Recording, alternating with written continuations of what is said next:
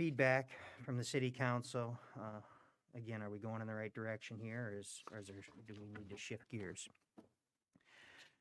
So moving on, challenges and opportunities, and as I was working on this and asking Angela for help putting this together, she said, geez, it should really just be a list of challenges because there aren't a whole lot of opportunities here. So we did look to find some, but she makes a good point, and a couple of the larger challenges coming right out of the gate are going to be the residential rollback and the backfill credits. And as you can see here, the rollback will drop over 2% this year. It's a fairly significant drop, and that's on residential property taxes. So estimating what our potential growth would be, even with that growth, we're looking at $65,000 less in revenue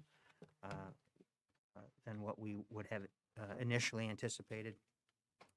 And then the backfill credits will phase out starting this year, and we see that as about a $70,000 loss to the city's revenue streams. So a couple of challenges right out of the gate. I'm bringing up I wanted to mention some of the staffing requests that I know will be presented this year. These in these three cases. Last year, we asked them to hold off a bit. I should say in the two cases with the police lieutenant and the parks laborer, we asked them to hold off and delay that a year.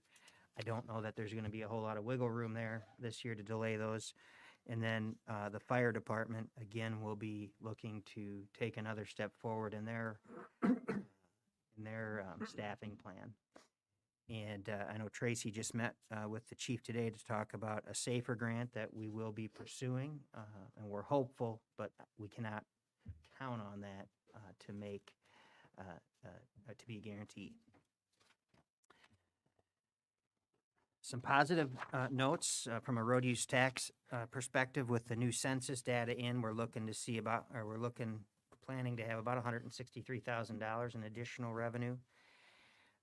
This takes into account the increase in our population, but also the decrease, as you can see in the per capita funding that is an estimate from the IDOT. So that looks like it's going to drop about $6 per capita. And then on the next page, you can see that we're anticipating about $340,000 in franchise fees. One of our goals, which I'll talk about later, was putting together a financial plan to knock Centennial Park out. So I'm hoping we can move that forward this year. I should note we did receive one payment so far with franchise fees, and it's on schedule. That was from Alliant. We have not received our first installment yet from REC or from Mid-American. So right now those projections look good. So those are kind of some of the challenges and opportunities we see moving forward. I would have you jump ahead to our projects list, and I'm not going to spend a lot of time on the first two pages here. You can see the projects that were recently completed. When I first saw this, I thought, wow, this is a kind of a short list for recently completed projects. But if you turn the page, you'll see that there are a number of more significant time-consuming projects that are in progress, and hopefully most, if not all of them, will jump to the recently completed projects here in the coming year. So a lot going on here, and our team is working through completing these. And then I would move through to the last page on projects, and what we have here, it's called it's entitled the projects identified in the FY23 capital improvement plan. This is as of last year. When we put our budget information together last year, these were the projects, or these are the projects in that CIP. We have not had a chance as a staff team yet to sit down and take another look at these. The few that I would call your attention to, again, we just talked about the Centennial Park plans, a project we think we can get off the ground this year with that franchise fee money. GIS mapping software we think is critical And it's something we've made progress in the water and sewer departments, and now need to jump on stormwater.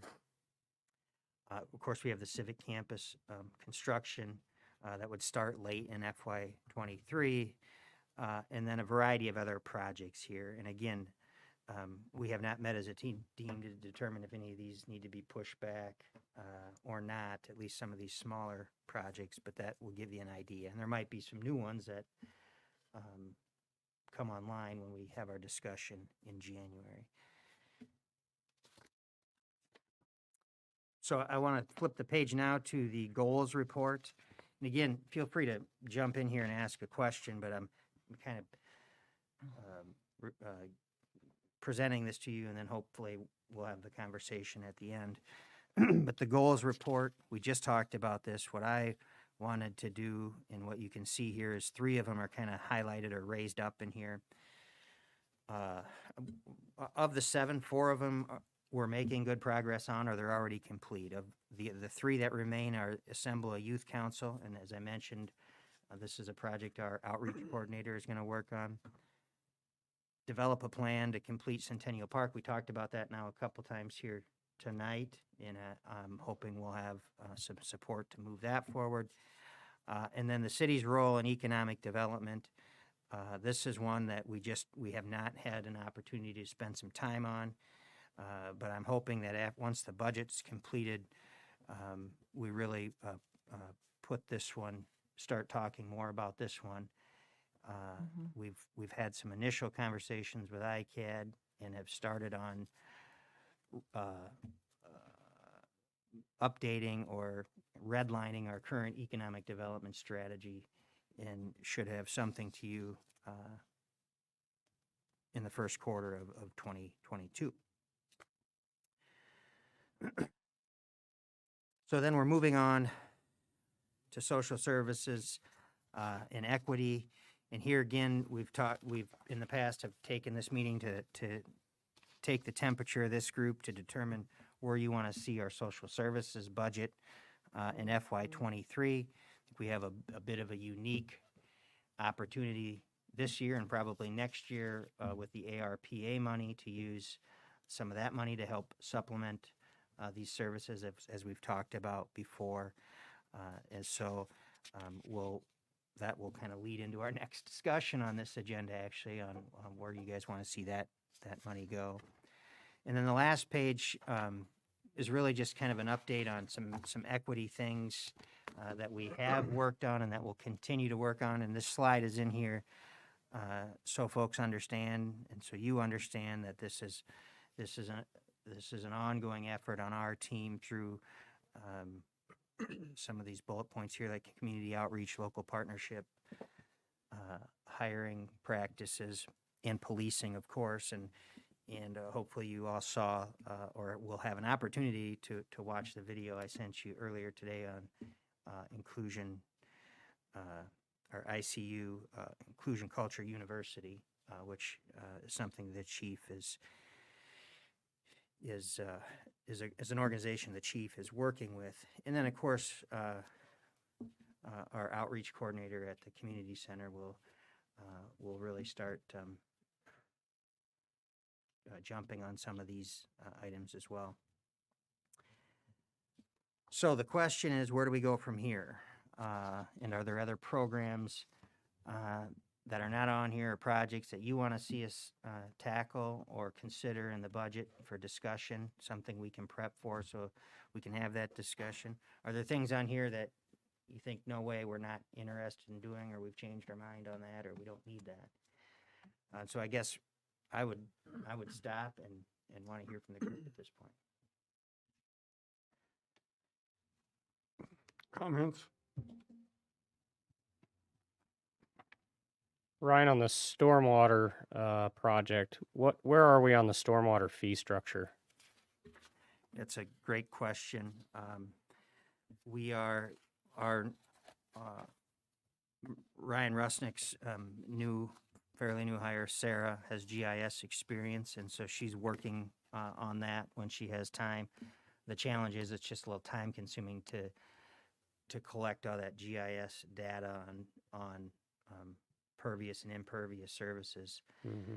So here again, I don't have a date for you. I would hope within the next few months we have something ready.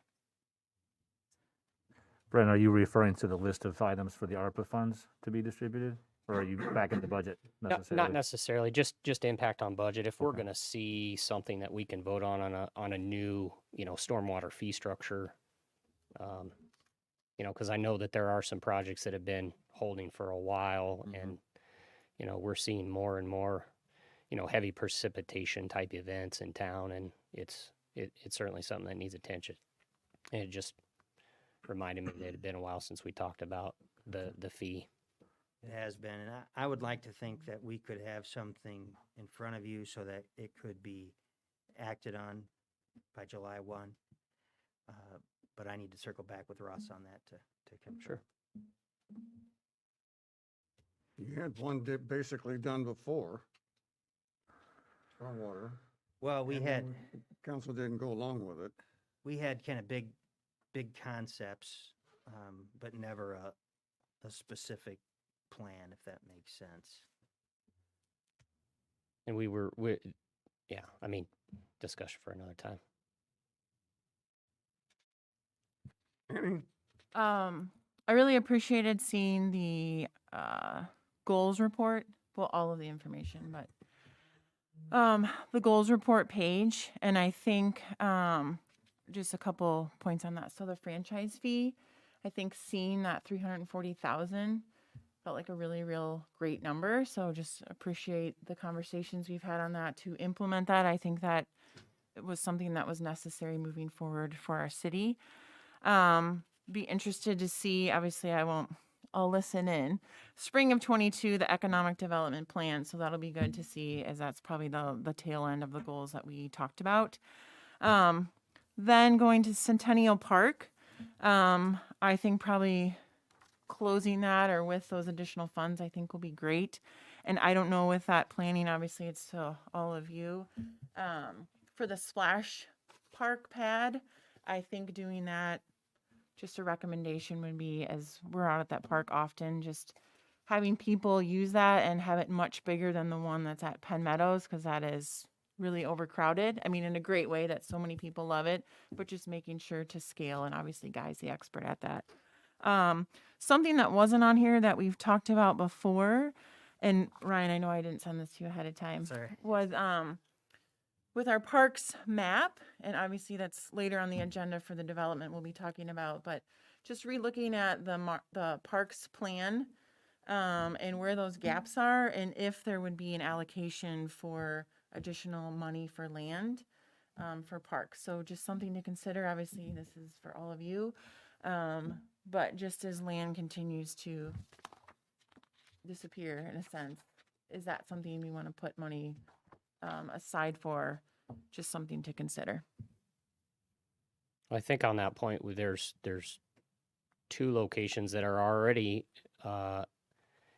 in our vision. One is the Jones Boulevard extension area, and then the other would be, the Bowman that we're looking at tonight with discussions out there. So, I mean, there's two right there, and what monies are set aside for land acquisition for those? Yeah, there is, and it would be similar to how we'll fund, for example, Jones Boulevard, that kind of pops up as development is driven. And, Yep. you could say the same thing about the Scanlon land out on the Mhm. east side. There's going The high school. We've had discussions with the developer out there about parkland as well, and there'll be a time where we'll need to fund that. And generally, we've done that through borrowing. I just think that's one of our differentiators as a city, and something that so many citizens love is our parks and trails. I mean, lots of things people love, but I think that's just something all ages, all abilities can enjoy. Other comments? Are we putting or thinking this year of anything we're gonna have to do with the Rancho house now that the building is done, so that we can do something with it, or? Yes, and so here again, seems like we're throwing a lot on that outreach coordinator, but that's one of the roles she'll play, is to help program that space. And so, yeah, we'll plan to be using that. We've talked with South Slope, for example, is about a potential partnership there for Wi-Fi or internet to the house. That's a small example, but so we're hoping that when folks understand what that'll be used for, they'll be some in-kind stuff as well. So we'll have we'll have some funds so that we can do something with it next year. What do you mean Or something? do we have to budget for anything this year so that we can fit it out for things, or are we? It's pretty well fitted out. We've received donated office furniture that's pretty well taken care of our current needs. I'm sure we'll keep an eye out for things as it changes and we see how the use goes. But right now, it's baseline fitted out. Okay, cool. And then we overdid the budget request for this year. So where do we have to get back to be net even? It's a good question. So what we'll do is, we allocated $200,000 to buy down the tax levy, but that didn't get shifted over into that model. And so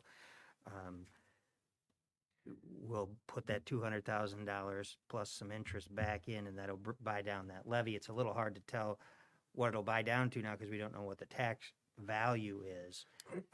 But that 200 plus thousand will go back in there. And in fact, the plan actually calls for a little bit more than that to go back in as a way to buy down the levy even, I'll say even further. It gets a little bit complicated, but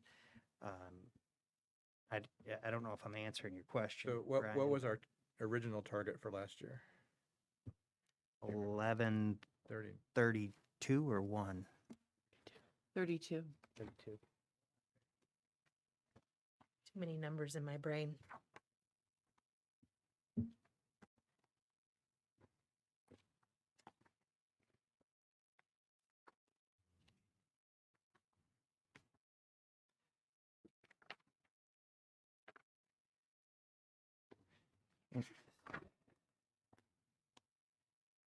Yeah, so 1132, and what we were projecting for FY '23, again, this is a projection, not knowing the tax Yeah. value, was 1139.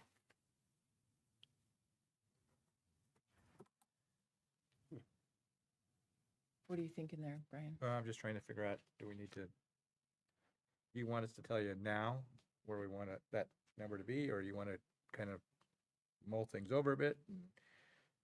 Well, You want a target or not? If you got a target, go Yeah, ahead and say yeah. so. That's what do you want a target? Yeah. sure. So I think that we should probably stay at 1140 or less. I think there's a couple projects in there that we're going to have to, things need to get done this year.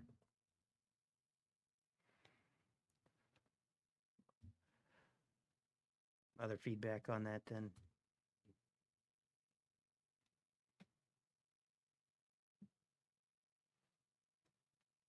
Other comments?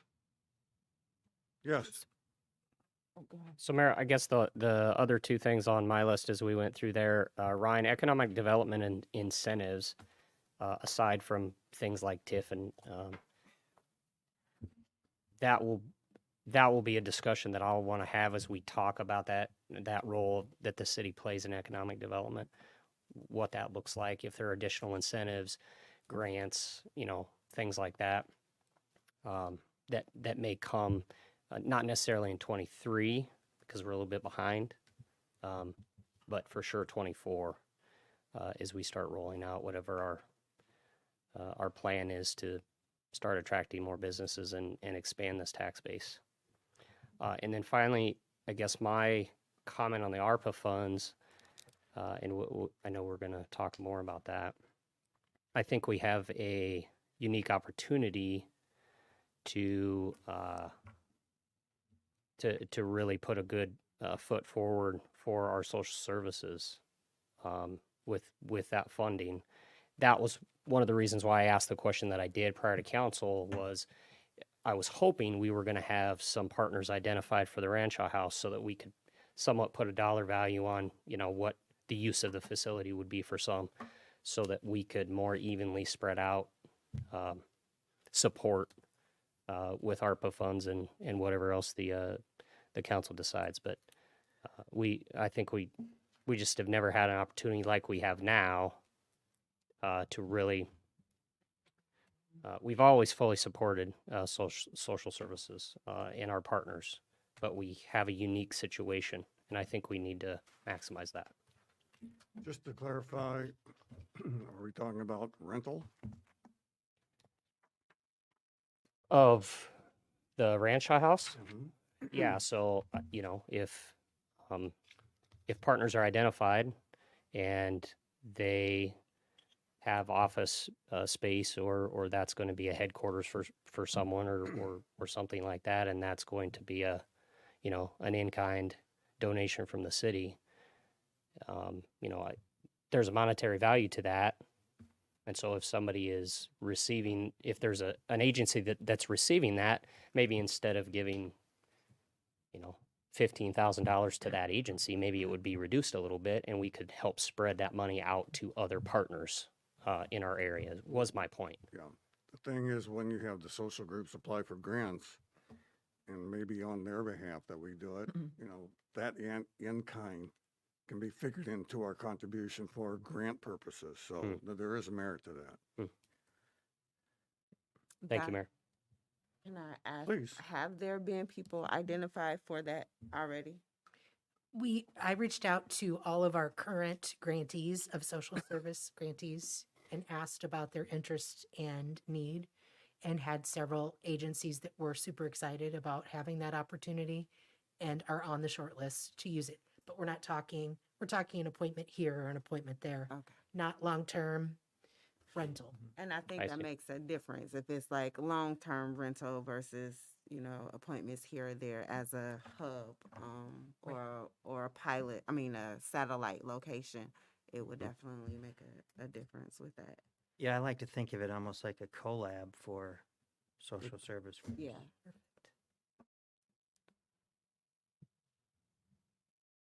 Other feelings about the budget or things that you want to be sure to kick around while it's being developed? Ryan, for the staffing, were those the 3 requests that have bubbled to the top, or are there others? To be honest, I was surprised it was that short. Those are the 3 that requested staffing last year. 2 of them that requested staffing last year didn't get it fired. We did increase. We tried to follow their plan, and we're focused on doing that again. Generally, so I'm not aware of any new. There are other asks. Okay, so we haven't had our one-on-ones yet with those folks. This was just from last year that I knew would be coming up again. Okay, I think the number 2, the parks labor, is probably very well suited. I mean, I think that's something we're amazed at what Guy and his team can do every year. And the police department lieutenant as what the chief continues to do there, especially in relation to social justice and all the great work there. I mean, it makes sense to continue to expand that leadership.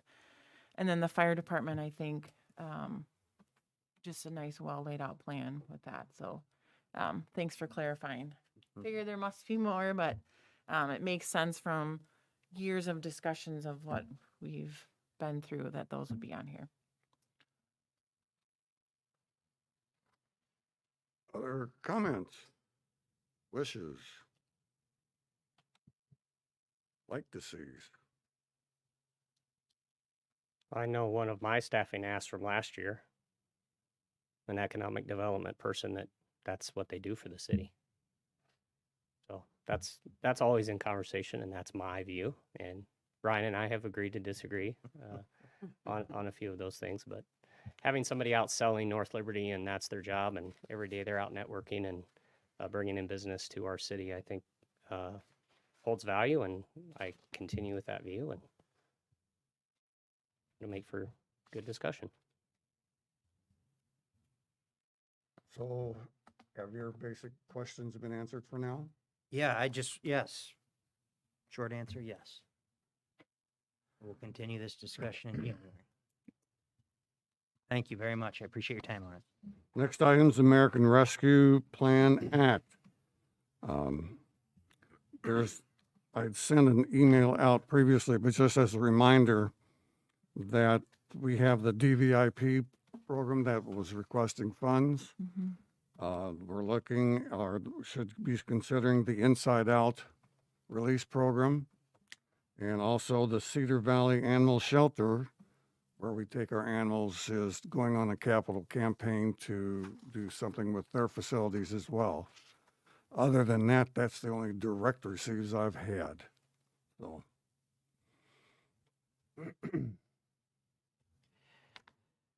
I guess if I could, I'd just offer a quick recap on what I put in a memo. I talked a little bit about what I guess the takeaways, and consulted with the mayor on this, a takeaway from our first discussions and what this group was looking for from a big picture, where to invest this money. Gave a recap of how much money we've received so far from COVID relief, which is almost $3.5 million. Some of that is very program specific.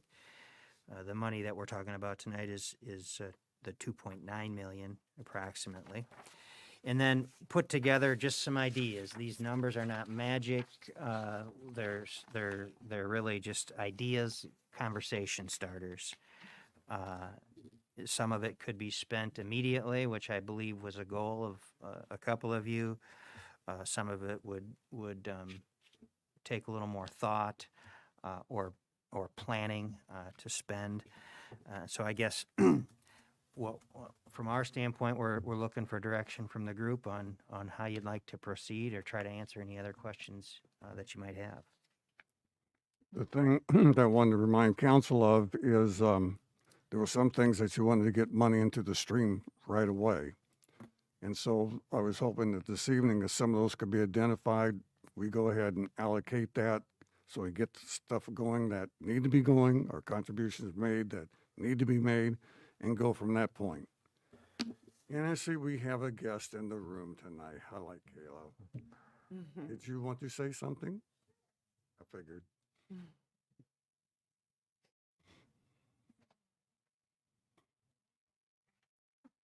Thank you so much. Yeah, so I have met with Mayor Donahue and Ryan about a potential request for ARPA funding. We have just finished up our strategic plan, so we don't have a solid number yet, but the biggest focus we have right now is meeting the current needs and expanding our programming and our building. The building space we have right now is severely inefficient for the amount of services we're doing, the amount of families we're serving. We just started doing some projections on how many more families we may be seeing in the next 10 years, and it's just exponential growth in the need. And we would like to approach it as many ways as we can in both expanding our programming and helping meet some of those other needs that address the whole person, so beyond food and toiletries, but potentially helping out more with transportation, helping out more with providing space for mental health counseling, providing utility assistance, or something that can really help meet the current needs and kind of deal with the crises that every individual may be facing at some point. Like I said, we don't have a solid number on what a building would cost, because there's a lot of exploring that needs to happen as far as, can we build in the space we're at? Can we get a new location? So I don't have a number, but it is something we are working on, and something that we are definitely interested in asking the city for continued support with, is just really expanding what we have going on, and trying to be that pillar in the community and continue to be the conduit for the first place that people go for help. So I can answer questions as best I can. Kayla, can you clarify that space that you had the ribbon cutting for just a month or two ago? That was for the clothing. That was for a clothing distribution only. So you're not talking about that being enough space for expansion. You're talking about additional space. Yes, Okay. yes. So that space is about 500 square feet, and we don't have any room already in that space. So the pantry is currently about 2,300 square feet, plus that additional 500 square feet. And we don't have room for the current staff we even have. We've got everyone doubled up in offices. We've got people using the lobby as an office. We're working closely with our neighbors down the road in Coralville, and they are looking at expanding as well, at 5,000 square foot building, almost the exact kind of blueprint we are considering, and that's a $1.2 million project. Now, if we're able to build where we're at, we wouldn't have, a $1.2 million price tag, I imagine. And then if the land is continued to be gifted to us from the First United Methodist Church, that would also cut back on the cost. So that just, looking at something twice, if not, 1.5 times or 2.5 times as big as what we have now. Can I ask a question? In your current situation, would you prefer to just expand that building since it's located where it's at and it's been there, or is that something that you would prefer to look for moving into a different location? Because then, you're looking at land and that's already a challenge in itself. Yeah. Well, luckily, no, it's a great question. And we are exploring all the opportunities. We want to do what's best for the people we serve. So if we could be on a future bus route, or we could be walking distance, and as more things expand and there's, walking paths right from the trailer court all the way down Cherry now, that's going to make it easier for people to access us. Having land gifted is obviously an amazing deal. It's really hard to pass up. The church offered us to continue to expand on that space if the city will allow it, if it is feasible there, safely, as far as, retention ponds and parking and all of that kind of stuff. So we're open to really anything, but it is probably going to be most affordable to build in that space if we can. So do you have things that you could do right now if we gave you like money? Yeah, we do. So we could definitely, exploring all of this involves hiring an engineer to start. And that is something we've already tried to budget for next budget. But just keeping up with the pace right now, including just buying more toiletries and not ever running out of toilet paper like we did last week. Just continuing to keep stock and keep our staff members hired and happy. If I'm going to be focusing on a capital campaign and designing a new building, that's going to take time out of my daily services to the pantry. So I think we're at least one staff member short right now, and not that we have a great place to put them, but if we could use temporary space at Rancho, then we'd be able to hire someone else to help with, external services, outreach, some of those special project type things. So yes, we could definitely spend money now as we start to plan for the future. What's your food cost doing to you? When we purchase wholesale, it's definitely gone up. It's gone up about 6%. Luckily, our partners at HayCap have still kept costs very low for us. I don't know how they're doing that or how much longer they can do that. So toiletries are the biggest expense right now. Toilet paper is almost doubled in price, and that's something it's necessity, right? We always use it. So we want to continue to provide that. We're seeing that inflation cost as well. Do you see your demand going up for just things in general between Thanksgiving and Christmas? Yes. Yeah, absolutely. We are starting to trend back to pre-pandemic numbers. So as some of those support systems are falling back, like SNAP benefits have gone back down, and just some of those like moratoriums on evictions and utility costs, like those things are definitely, people are, putting money towards that and less towards food and personal care items. Has utility supports been a high request lately? Oh, yes. Yeah. I would say like half. Every other person that comes in will either grab information about it or ask if we do it as well. Mm-hmm. So we are working with the library for outreach because I know they're using some supports and doing outreach to get people connected with that. But that was something we talked about too. I just absolutely love that in the idea, the estimates is having affordable housing be on there. I mean, that contributing to that is also supporting the pantry. Contributing to keeping utility costs affordable is also contributing to helping the same folks who use the pantry. So, we're kind of all in this together, and if it's money directly to a building, that's great. But if it's also money to actually help the individual families and keep houses affordable and keep utility costs affordable, that's super helpful too. Keila, just something I'm thinking about is when you said, so if you just read, North Liberty Community Food Pantry, obviously we've all been in there and your services continue to expand. I'm just trying, as I'm sitting here listening to the conversation, so the original was built for the food pantry. Obviously you're meeting the demands of clients. But is that still, you want everyone to come here for the resource, or how do you then collaborate and work with others like I always call it the crisis center, Yeah. community, and other sources? Just, I know there's overlaps with all of this, Mhm. but in your strategic plan, have you pivoted to have a broader and continuing to broaden what you offer? Yeah, absolutely. So, we definitely, because we've been around for so long, people kind of come to us first. So when community wants to do something in our community, they come to us. So like Project Holiday is going to happen in our parking lot. That's an additional expense that we're not, we didn't pay for, but we're going to provide that opportunity. Our vision statement involves us being the path through which the community meets its members' needs.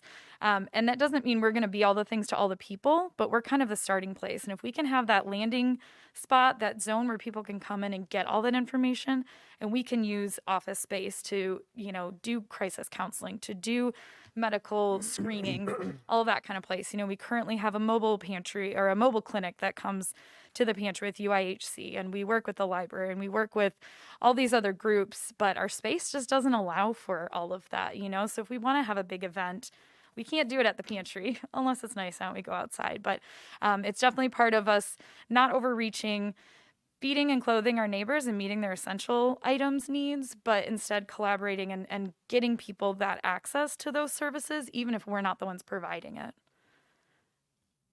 Thank you. Tracy, how many square feet is the Rancho house? Off the top. Off the top of my That's head, I okay. have no idea. Yeah, before you said that, I wrote down here Rancho house. Like, if you have immediate needs there, are there things we can use? Because that's a great location. Yeah. When we were talking about if we have to leave the pantry temporarily, I was like, would Rancho House work? Everyone knows where that is. If we've got to do meals out of that for 3 months while we're building something new, like that might be something. But yeah, I don't know, just because we're such a small team right now, having everything on site is kind of how we're used to operating. But if there's extra office space and we can do more of that outreach and off-site type stuff, we would love to use that. And with an idea of expanding in our space, that kind of removes the garden from where it is. So if it needs to be rebuilt or it needs to be moved to the Rancho house and have that community space, we would love to do that and be more out in the community. Do you have a timeline in mind of when you think you'll know sort of the direction you're going? Obviously, you said you just finished the strategic plan. Yeah, well, I could ask our future board chair. I think we want to have a solid idea by early next year. So January, February, if we can hire an engineer as soon as our new budget year starts and find out exactly what's feasible as far as what space we need and what we can build versus what we might have to go out and purchase land for. I think early next year is really the goal. Thanks. Other comments? Well, I would state that, the pantry does a very good job about getting stuff to people who need things. And we have some of this money is sitting around now, right? Yes. So it would be my preference that we get some money to the food pantry so that they can start doing something before the end of the year. And, with my original goal being, food and now toiletry sounds like it's your biggest thing and stuff. So, and are you guys going to do utility help, or you're going to let that still stay down? Yeah, we don't have a program in place right now, but So you're referring people up to that? yeah, we're referring folks. All right, so that'll be a separate issue, but I think we should spend some of this money now. and not And do you wait. have a figure in mind? How much money do we have? How much money do you want to use? Well, on that note, Kayla, can you put together a number that would be helpful to you right now? Because I think us giving you a number would just be us giving you a number. If I could interject here, I Yes, think please. we're also gonna, we can't just give it. I asked. Well, yeah. No, it's Kayla part for of our ARPA discussion here, so that's what we're getting at. We'd And- like to get moving on that. I understand, but so to your question about asking Mhm. Kayla, I think that's a good one. We'll have to track this. They'll be reporting, and so what we're seeing the auditor ask us for now is contracts with these social service agencies, so that it justifies the public purpose. We have to be able criteria. to say what the money is buying Right. for the public. So if this is to perpetually have toiletries great. But we need to be able to identify what the quid pro quo is. Okay? And I think the pantry, as Brian said, and we all understand, is the main conduit to our most vulnerable and our neediest residents. So that's why I asked Kayla if you could let us know what you need and can itemize that. I think that money, as Brian is asking, should be the first dollars to be spent, and could be as soon as we can let go of it. Would be our preference. So I don't know if that's, if that comes out of we've got an idea, you guys have had this money kind of separated into different categories here. Kayla, I don't want you to think of this as part of your normal annual ask. This is like your Christmas list or what have you. And then there'll be a separate ask, because that's not going to be allocated until April or May. Right. Just to go back to Brian's question, we have half of this 2.9, Okay. so 1.4 roughly. 1.45. So could we get information back and have a decision at the next meeting? Yeah, I just ordered 5 pallets of food and toiletries. So once I get that invoice, I can tell you exactly how much. And that lasts us about 2 months. So maybe till, a little over the end of the year.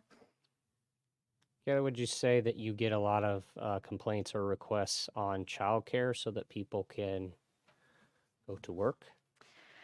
Yes, a little bit less so now that folks are getting back to work and not everyone is kind of, out of the office. But yeah, we do hear a lot of those requests as well. And it just continues. By the time folks come to the pantry, something has already been worked out where someone is not working or the kids are at home. So I don't hear as much as like the utilities and some of those more like tangible things where they come into a food pantry thinking maybe you'll have this assistance as well. Mhm. But we could ask more people. I mean, we haven't done a survey in a little while, so we can definitely ask more folks. Kayla, you've also brought up the utilities assistance.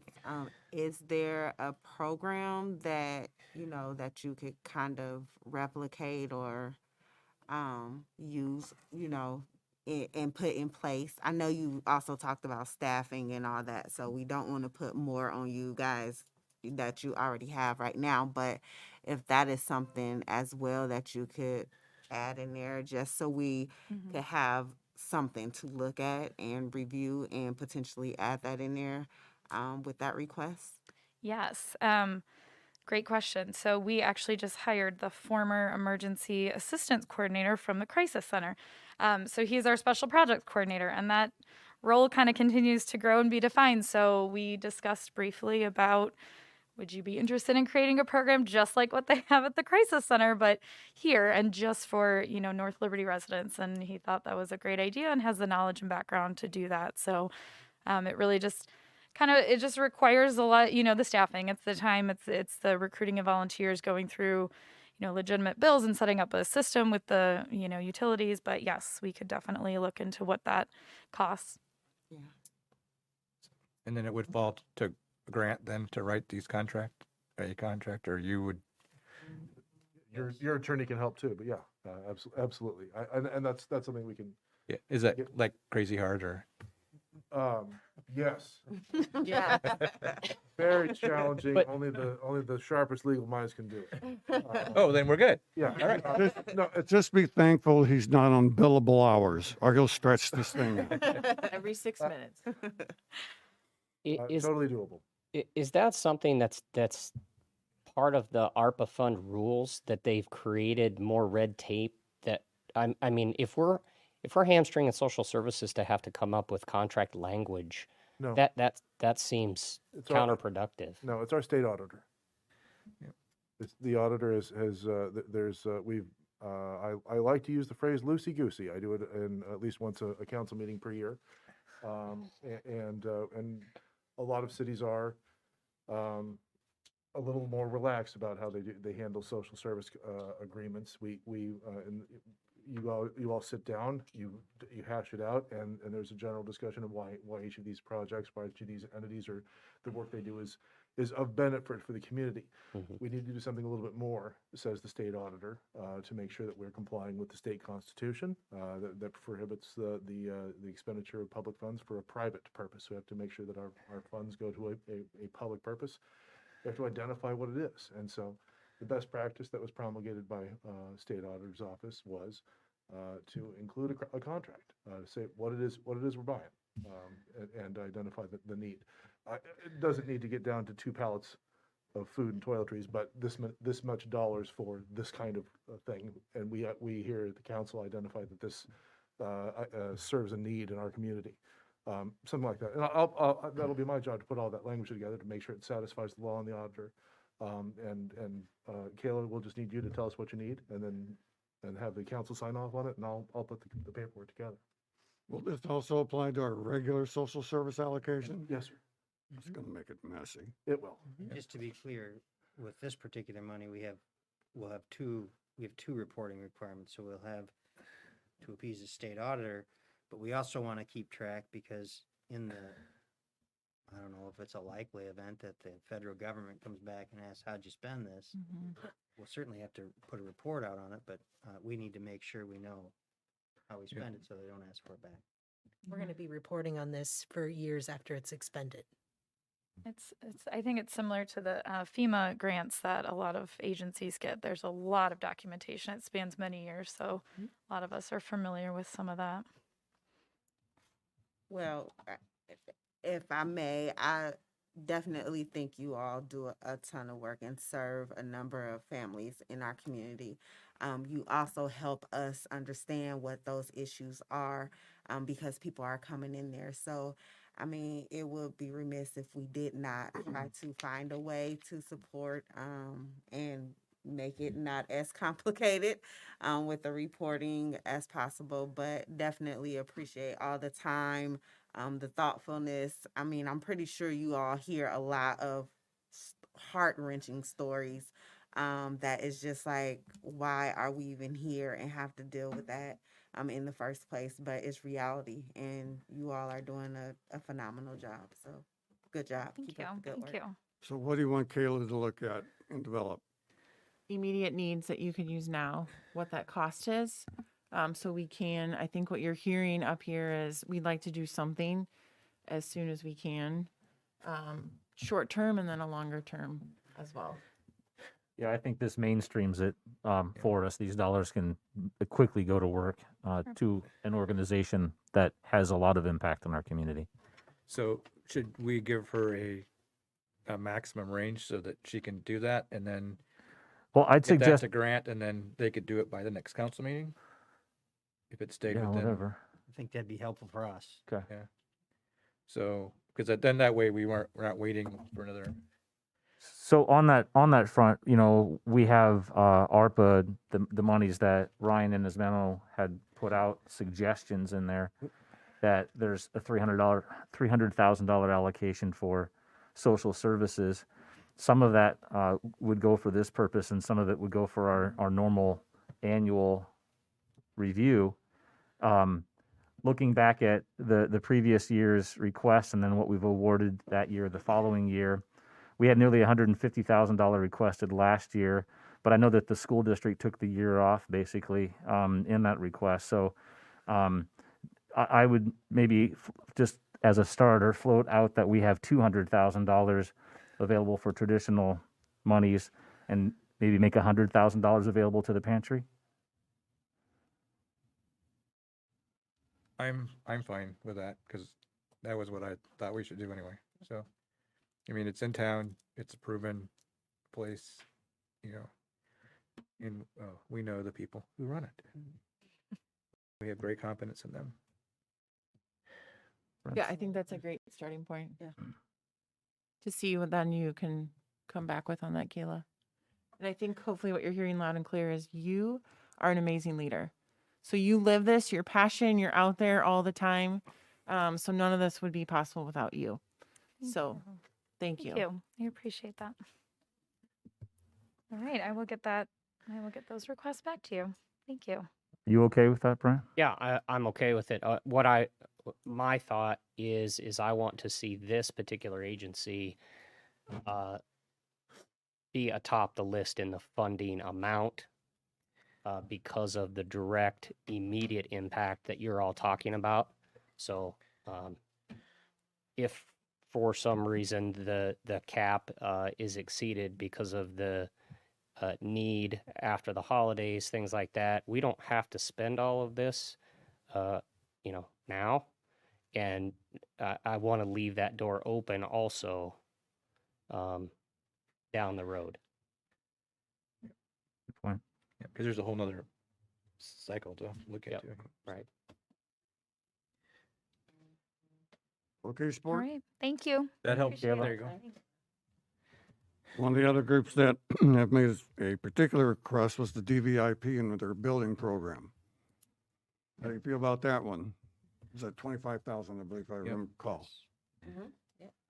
Without question. Yep. Thumbs up.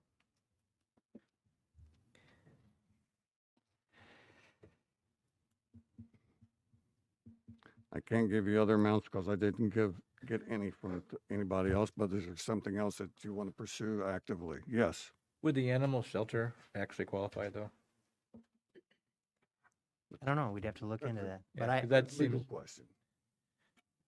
my initial reaction is I recall something about that in the rules. I think it would, but we can double check. yeah, just, so I just had a couple thoughts.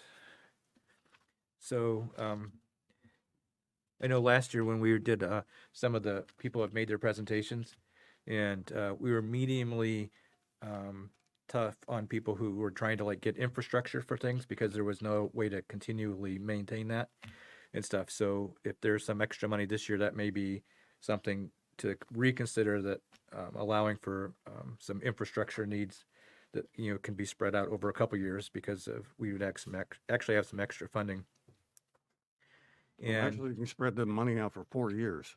yeah, so and well, yeah, and stuff because we were like the clothing project, we're looking for some stuff, but it didn't seem like out of the greater scheme of things that's something we could to do because we want to try and generally be a little more program focused. But some of these things, if there's extra money, then maybe we can be a little more liberal on that and allow for things like those infrastructure projects that may be helpful.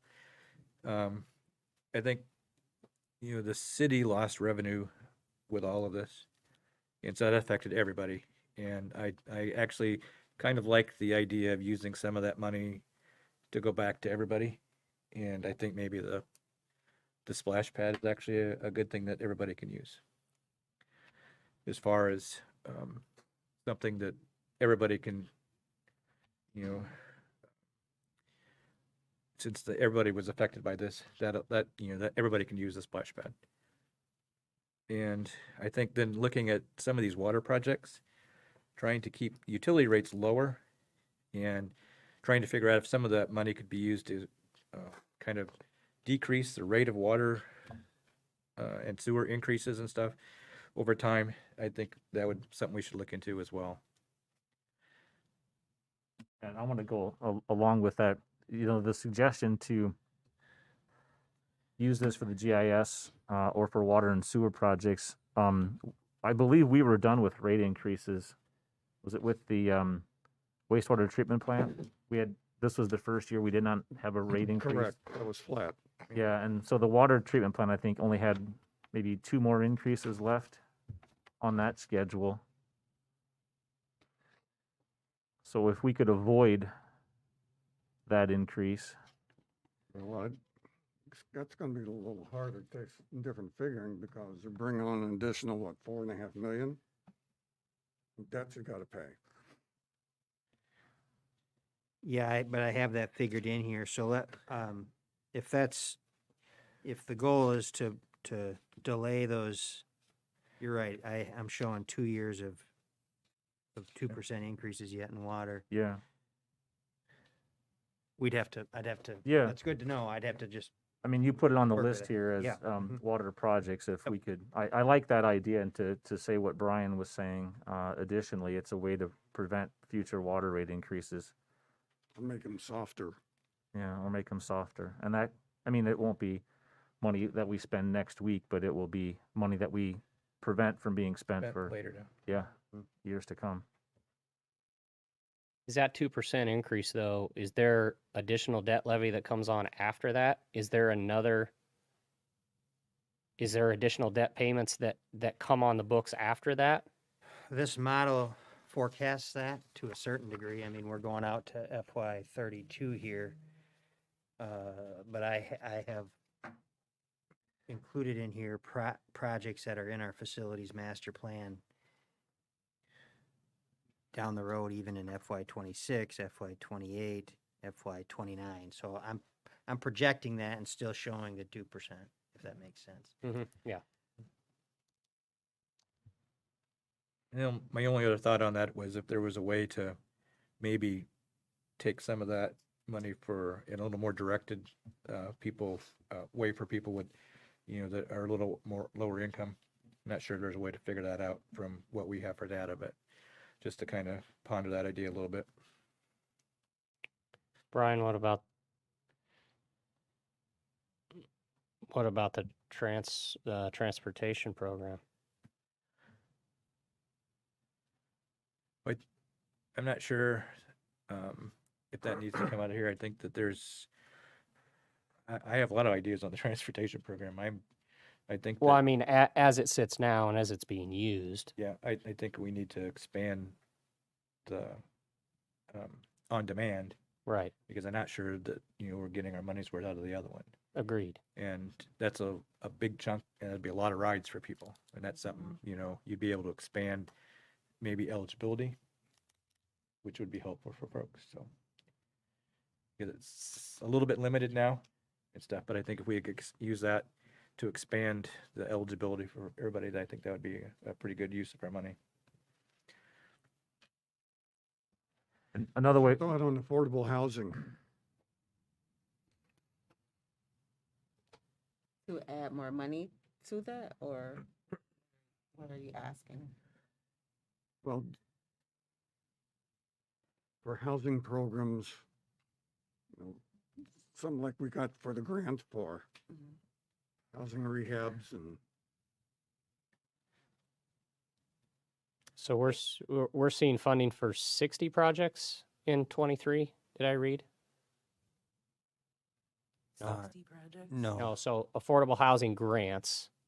There was something in the packet that was allocating funds, or maybe it was a report on what was already done. Well, we'll ask you tonight to approve a contract with CBDG for, probably still didn't say it right. CDBG Thank for you. housing rehab for 5 units. There, how about that? Right. Yeah, so Okay. that's for Teamwork. 5 units. Yeah. In the ARPA packet, we talked about setting aside, the idea is set aside money for workforce housing. We Yeah. talked about 100 units there potentially, and then 350,000 for affordable housing, where the trust fund would help us develop a program based on what we think we need, and then they would administer it for us. But there wasn't a number Okay. involved with that one. They didn't propose a number. Ellen didn't. A number of homes? No, we didn't even.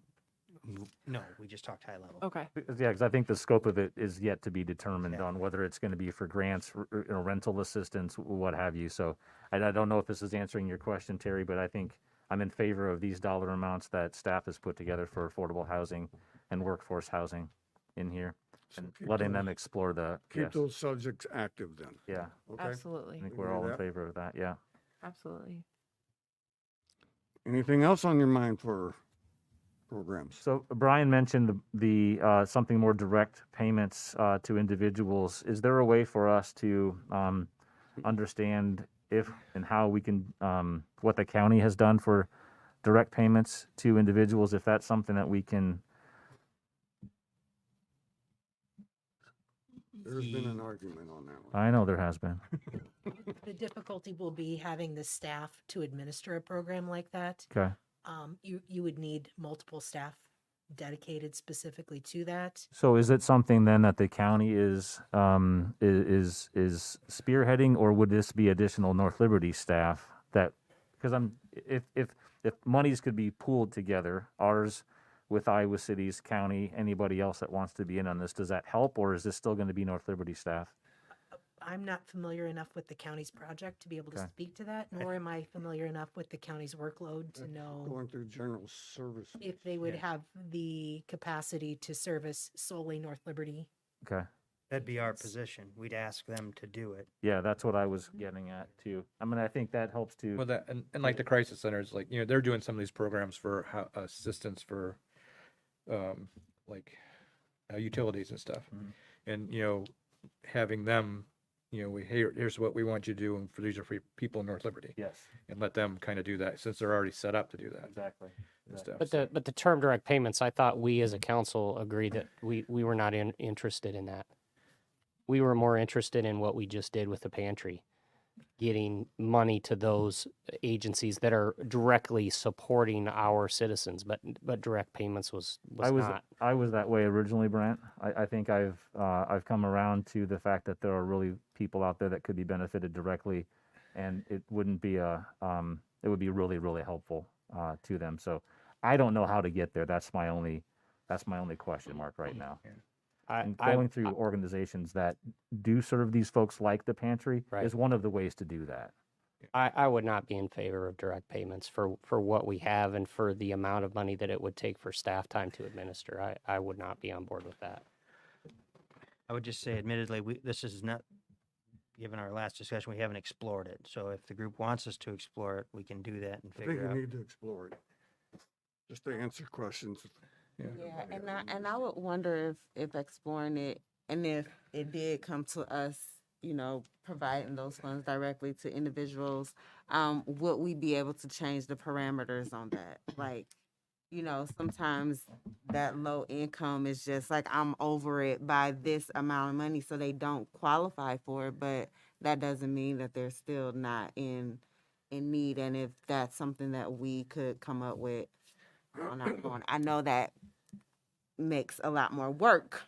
But if you're exploring, then Yeah, we'll look into those Yeah. types of things. You bet. That's why I'm a little more in favor of, I need help with this, I need Yeah. help with that, and then you don't have to, it's easier to tie that I needed Yeah. help with this, and then you don't have to worry about some of the other stuff, because just, hey, I worked last year and I want some money, I'm not, Mhm. These people have the best local experience. That's Yeah. not us, but it is like Yep. social services. there's a lot of folks who know how to do this. Right. Yep. Ryan, can you educate us, or at least me, on how you got the 1.5 million for the water and sewer projects? About half of the amount? There was no magic number here. We just started putting some numbers out there in terms of, the question I asked Ellen at Housing Trust Fund is, what would make a good project? And, it depends on the project, but she said we couldn't do really anything for under 100,000. And then she said, but for 500,000, we could, have a pretty successful program. So there's 350. There, again, we just, these were starting points.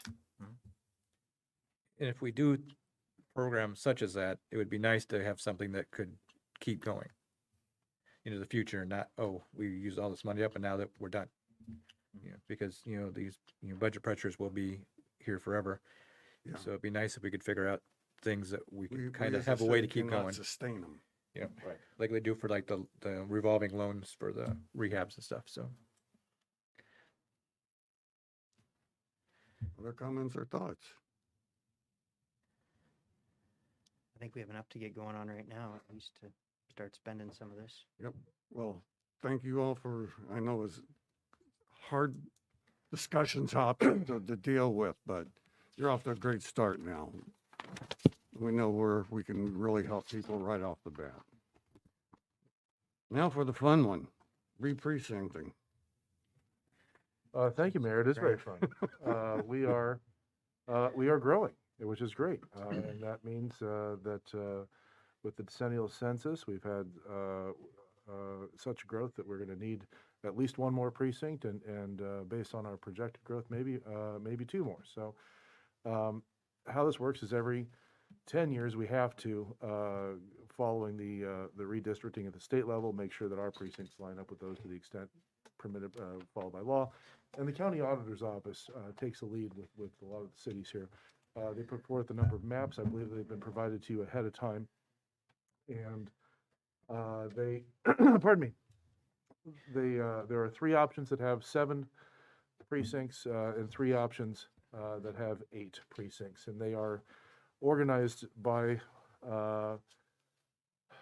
A, B, and C respectively have focus on clean lines for A. B is taking into consideration existing polling locations, and C is the having an equal amount of people in each precinct, trying to have an even distribution of population.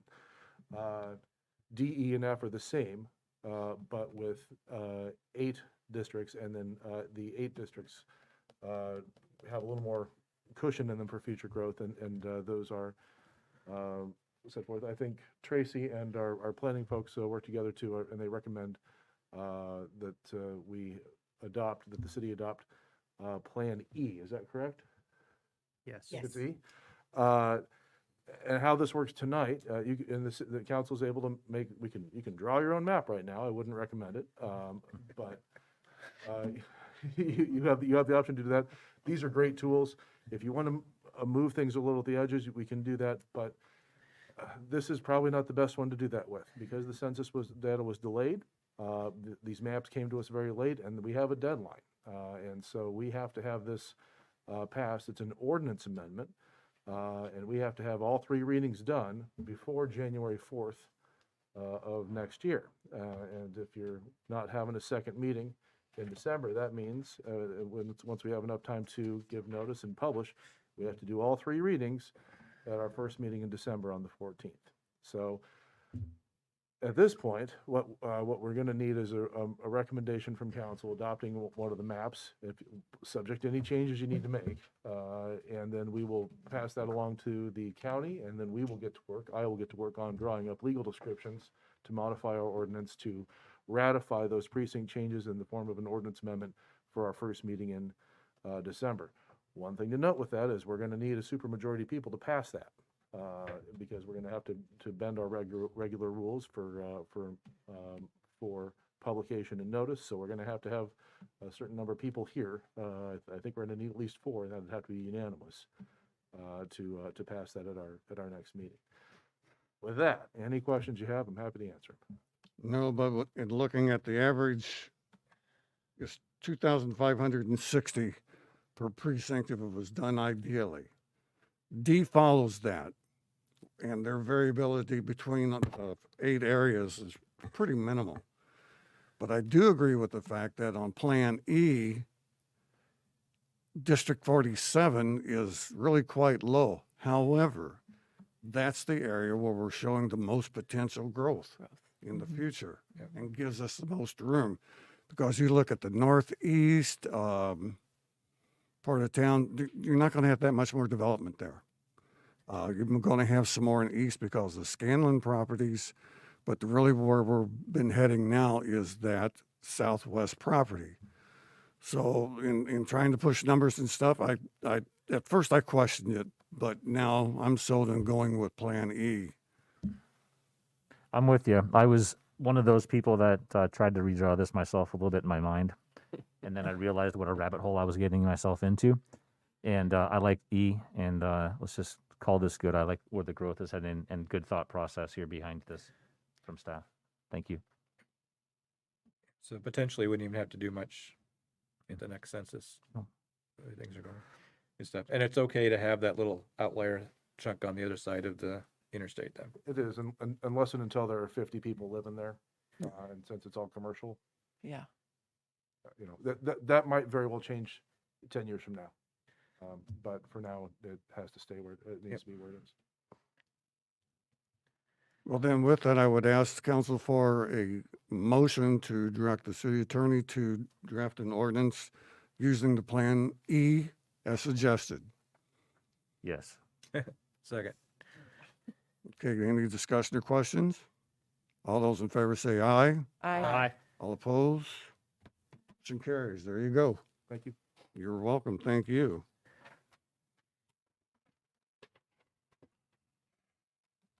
Next item, Bowman Property LLC rezoning. Now's the time for a public hearing regarding the proposed rezoning of 109.43 acres. Anyone present wishing to speak in regards to that rezoning? Oh, come on now. You receive any communications on this one at all? Not specific to this public hearing notice. Okay, thank you. Call the public hearing to a close. We have first consideration of ordinance number 2021-18. An ordinance amending chapter 167 of the North Liberty Code of Ordinances by amending the use regulations on property located at the northeast corner of West Forever Green Road and South Kansas Avenue, located in North Liberty, Iowa, to those set forth in the municipal code for the RS4 Single Unit Dwelling District, RS6 Single Unit Dwelling District, RD10 2-Unit Residence District, RM8 Multi-Unit Residence District, RM12 Multi-Unit Residence District, and C2A Highway Commercial District. Just for the persons in, not only in our audience, but also maybe online, what we're doing is rezoning. The map that was included is a concept plan. Sure, our rezoning dictates what type of housing it's going to be, but that doesn't mean that's how the final plans are going to fall out. But it has to be within those districts as it's noted. So, anyone wish to establish the first consideration? So moved. Second. Moved and seconded. Discussion or questions?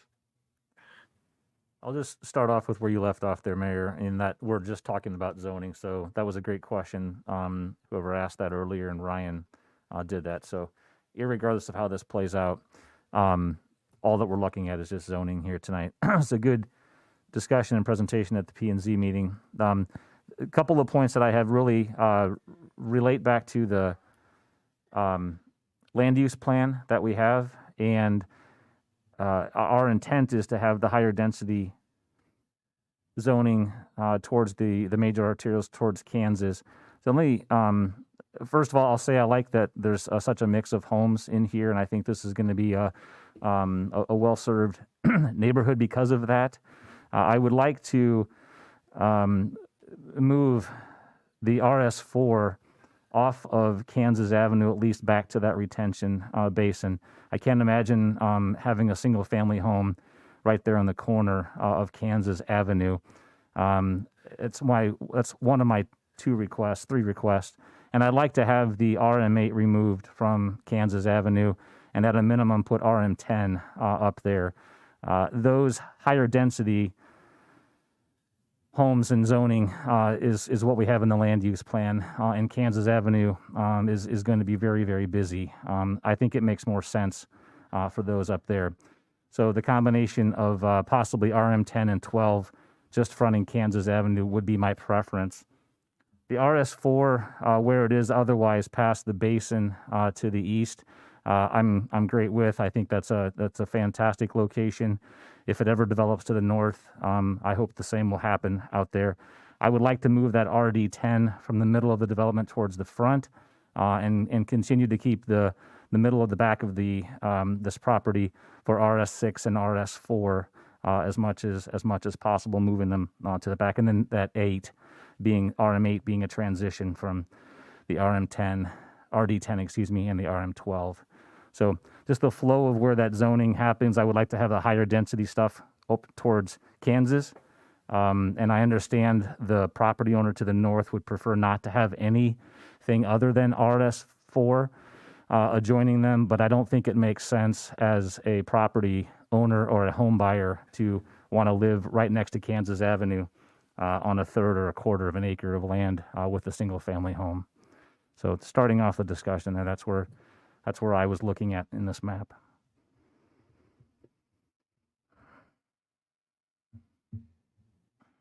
There's kind of a lot. So Chris, you I'm not want the sure I Just- followed all that. It's just density. It's just No, I density know, but shift. I was so trying to it's track it a all. fade out from Kansas going east. You want it high to low. And that's what our land use plan intends to do anyway, on those major streets, Mhm. is that that's a good word for it. It fades back. So I didn't catch the zoning meeting. They've made a change here since the good neighbor meeting. So at the good neighbor meeting, was it what Chris is saying? It was high density moving east and tapering and fading out, and they made the change after the landowner made the request.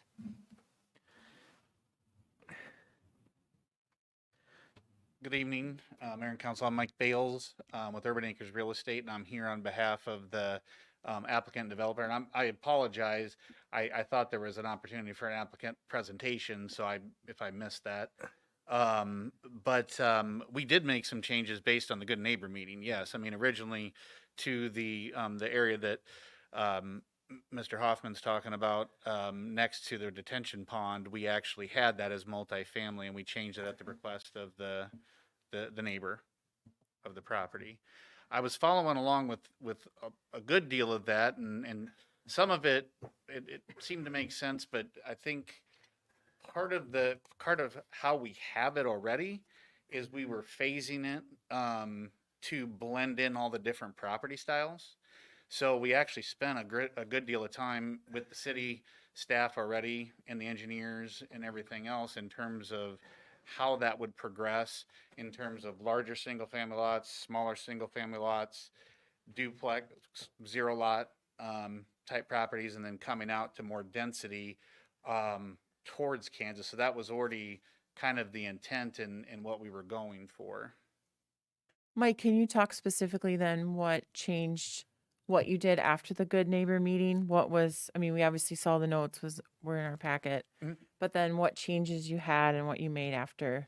The biggest changes at the Good Neighbor meeting were really the RS4 lots and abutting those next to the property owner.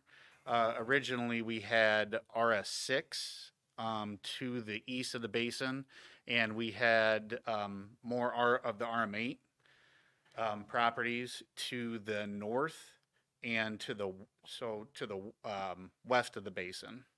This section right here? Yeah, so that section right there was actually a continuation of what you're seeing as Of the yellow. yellow? Yep. Up, and you made Yep, all and then that and then RS4 was RS6. Okay. So specifically, a lot of planning went into this particular plan for a good deal of reason. And while this is zoning, we did want to show the concept, and specifically because of the diversity of the housing stock. The minimum new construction single family home that's listed in North Liberty today is $420,000, and that's on a $65,000 lot. You pretty much can't develop a $65,000 lot anymore. Housing costs, as I'm sure you're all aware, I mean, you guys are in the know more than anyone else in and around, and it's just gone through the roof. And so really what we did was the developer, I've worked with them on different projects, but they came to me specifically because of the different builders that I work with and the experience I've had with different sales of different types, and said, hey, what makes sense here that's actually going to work for the community? And so the different things you're seeing there, like the yellow, those are actually duplex condos. So what we've seen is a need for transitional housing, whether it be, not exactly what's been done on Jones Boulevard, and I'm blanking on the senior housing name. Vintage Estates? Yes, Vintage Estates. Not necessarily that co-op model, but a condo model where, people are downsizing. It could be an empty nester situation, and just coming up with some different alternative properties that aren't so large and that fit a need in the community. Then we have different townhouse styles. We have slab styles. We have 2 stories with drive-under garages to meet some of the terrain. We have a variety of different townhomes, and then we get into the zero lots and the single family.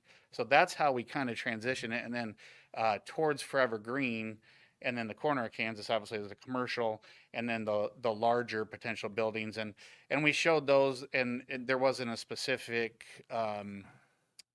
decision on will those be rental or will those be for sale. It was just that seemed to be the area that identified it. It was closer to the traffic flows. And I think your mix, like I said, Yep. is excellent. I think Yep. the fact that we can have any RS4 at this point in time is great. Mhm. I think the mix that you have is probably adequate. I mean, we're without Russ here tonight for him to chime in, but I think the stats on what North Liberty has to offer for residential, for single family, for duplexes, for multifamilies, it's a pretty good mix. And you represent that well here, in here. I would just ask that we move the higher density stuff up to Kansas, where it's right now RM8, and where it's in that RS4. That spot right up there is the only thing I really would like to see different, because I guarantee you I would not want to live on the corner of Kansas Avenue, right there in pink in that RS4, if I have the Steinler Medical Clinic across the street from me. So, and I completely understand the property owner to the north not wanting to have a higher density there. But I think having a 20-foot landscape buffer, which is also part of this, is going to satisfy a lot of whatever is living there, whether it's an RM10 or an RM8. I think either of those is a much better purpose at that corner than an RS4. I completely agree. We had RM8 there. The other reason that it didn't go RM12 to RM8 is we were cognizant of the fact of the Rarick farmstead that's there, and it just seemed to be more appropriate to. It's multifamily and has some density, but it seemed to be more appropriate to give them a little bit of a buffer before we put some of the other townhomes there that are a little denser. Mhm. And the other thing is the topography, and I could have Jason Stone from Hall and Hall explain, but there were some streets in there where we needed to do drive under situations, and that's why the RM12 fit best where it did. So can any of the RD10 move up in place of the RM8 and be as attractive or as acceptable, do you believe, to the Raricks? Essentially, that's what we were going for. I mean, Yeah. essentially, it's kind of an RD10, but in a condo format. Okay. It's really and one of the things, not only with staff but in the P&Z, we were to follow this as much as possible, and really that's our intent. I mean, we actually have floor plans and different things. So what you're saying, Chris, is actually spot on. It's just because of how you have to deal with parking and some different things and the mix of how logistically it works, that's where it worked best. And so essentially what you're getting is the same thing, just in a condo format. So Mike, just to follow this conversation, this is my, Yep. so originally you were saying the RM12 would have been further to the west, but because of the topography and the existing And the rare farmstead and the rare homestead. Yeah. I mean, it just made sense. And then also looking at, when you're packaging these up, not just for, city staff and for city council and everything else, but I've got to then go to, developers and then potential home buyers and say, hey, this is what we have. I was kind of mimicking a little bit Vintage Estates. I mean, because that's what it is. It's kind of, onto Jones, but you also have to look at it as these are condo regimes. And so essentially at some point you have to form the legal documents and the financing and everything else.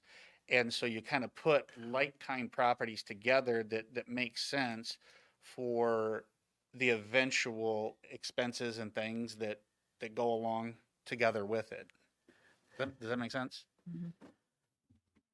So it was a little actually easier to make the RM8 there. Yep. As opposed to somewhere else. Yep. Okay. Anything you want to add on that?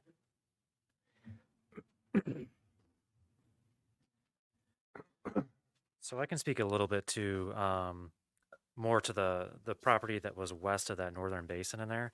One of the other items that we were trying to consider is before we had it laid out as some more duplex areas.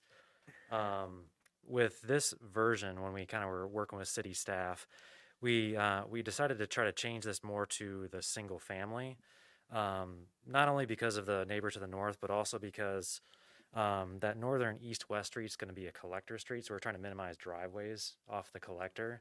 So that was another big factor of why we decided to reduce it down to more of a single-family component.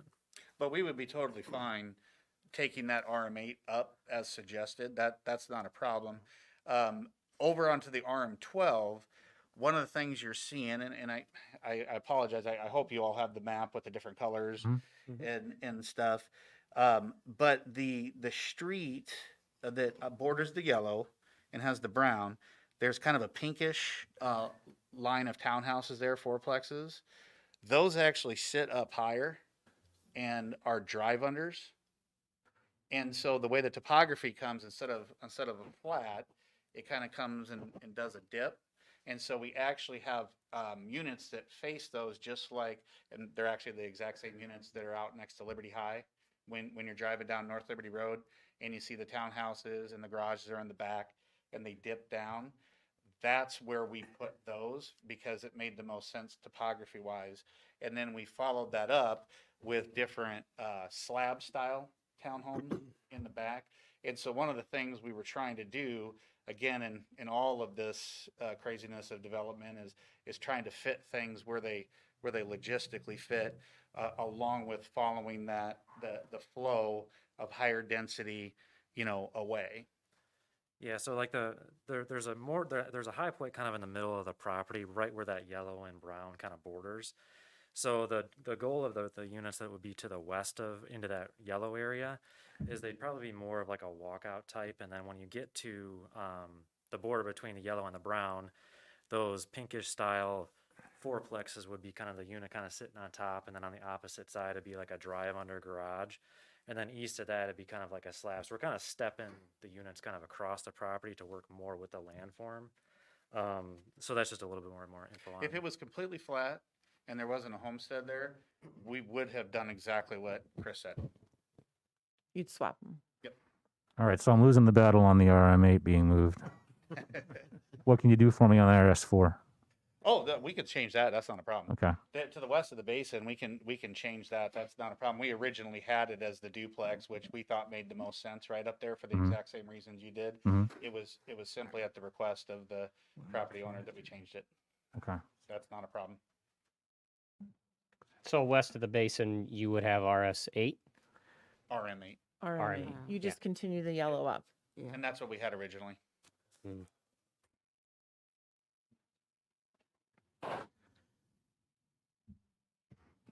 But the property owner to the north of the landscape buffer requested.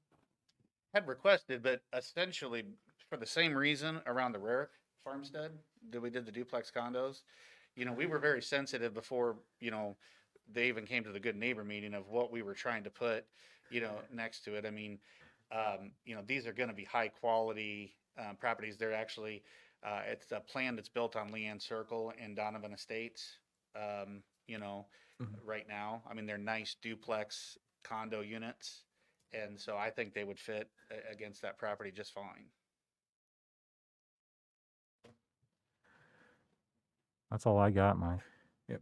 So that's a lot of houses in here Mm-hmm. and stuff. So Overall, great development to see 109 acres be developed residential in this area. Yeah. And I know that this meeting's already been very long for you guys anyway, and this is not necessarily the appropriate time to ask this question, but is there any way to make the homes look more interesting and less like each other, like what's happening at the preserve, and not to isolate the preserve, but it's a lot of the things that it's one So- solid. You changed the dormer, The Big- answer is big deal. with this zoning, yes. And that again was a lot of the specific stuff that we put into this because we already identified plans and we can mix and match these so that while the plan itself's the same, when you go to the different units and specifically like that RM8 area, they're duplexes, but they're all going to be looking different. The RM8 looks like it'll be great. It's the RM12 that I'm probably most Yeah, concerned with. and Because we it's can- real easy to put up, 3 buildings and you got 12 units there, and They'll all be different colors. There won't be two that have. I don't like I don't like just the color changes. Yeah, the different. But you're talking about elevations and. Yeah. Yeah, absolutely. making it interesting Yep. more than just changing the color of it. So, okay. I know. I'll Remember, a site plan does have. exactly. I'll stop off on No, that. no, no. But this is we're fine with this conversation because this is why we did it ahead of time. You know, instead of just showing the blocks, we wanted to show you what we were doing, and we do plan to diversify it quite a bit. Cool. Thanks Yeah, for your 'cause time. Again, and it was my question that Ryan said, remember, this is zoning. I get that. Mhm. And when it comes back for design, that is a conversation for another time. I have, leap at that time, aren't you? yeah, 3 or 4 issues with, parking with dead end streets, things like that. Last thing I'll say on that, just real quick to just ease any concerns. I'm a lot of times the one that has to sell these properties, and I prefer them to look different and have different colors. And a lot of times it's the builders that just, want to go straight across. But in a lot of the different developments we've been doing lately, a lot of the builders in this area have taken good advice, and you're seeing a lot of diversification of product. Just something to consider for our earlier conversation of it's in our packet, just the gaps with the park. Mhm. So obviously you have the lake as you've identified, and the trails around, but just something to think about. That's a lot of land without a lot of green space. Obviously not for the topic of tonight's conversation, but that's something that's important to us as a city, as you know. Yeah, that's gonna Okay, so There's a the gap. only amendment that I'm hearing is that really this northwestern 7 lots be, yeah. would be changed from RS4 to RM8. Is that correct? See, now so you gain 10 units there at the expense of 7. So I'm not sure that, you're getting a whole lot more buildings up there in those, you're switching those other lots. You're just looking space-wise. I'm not sure you get too many more. I think you get a different person that wants to live in those places, though. In a single-family home, that you're probably gonna maybe have a family in there. In these smaller units, you may not have as many folks living in there. Yeah, but I think, we're selling a lot of single-family homes in areas at really high prices. So I think that may be a good thing to have some space like that there as things develop on that corner. That may be a selling point for some folks because you could basically walk across the street to work. Yeah, I understand where you're coming from. I don't see it being as attractive as a single-family home. Size of the yard and everything that you'll have there. I think it would stick out more than blend in. Do you wish to establish that amendment? With Yeah, 7 lots. sure. I'll do so. Is there a second?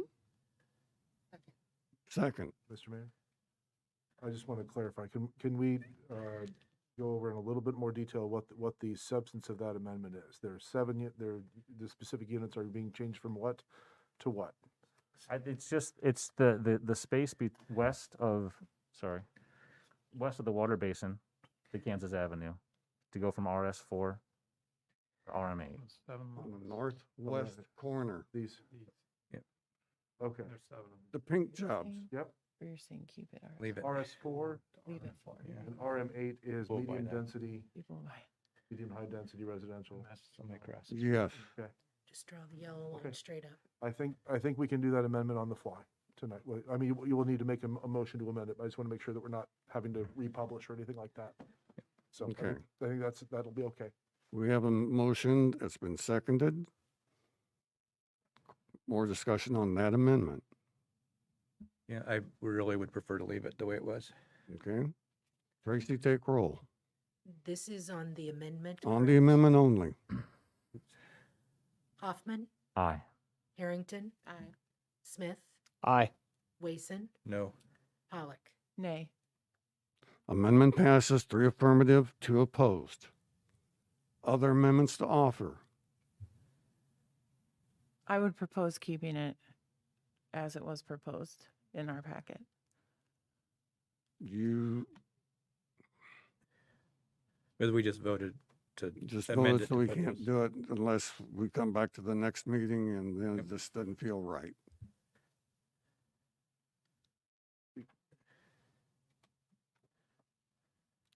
Now we'll go to the main ordinance reading, first consideration. It's already been moved and seconded. With now the amendment attached, Tracy, take roll. Harrington, Aye. Hoffman, Aye. Smith, Aye. Pollock, Nay. Wason, Aye. First consideration passes 4 affirmative, 1 opposed. Item 13, resolution number 2021-109, a resolution approving the amendment to the services agreement between the City of North Liberty, Shive Hattery, Inc., for the Jones Boulevard project.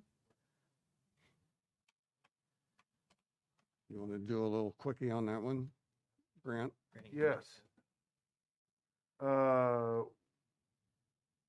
What's $4.95 million between friends? We've had some issues with engineering contracts in the past, as council is aware, where we have a question about limitation of liability. Shive Hattery has been kind enough in the past to amend their previous contracts. I think the most recent amendment was for the city, for the new City Hall.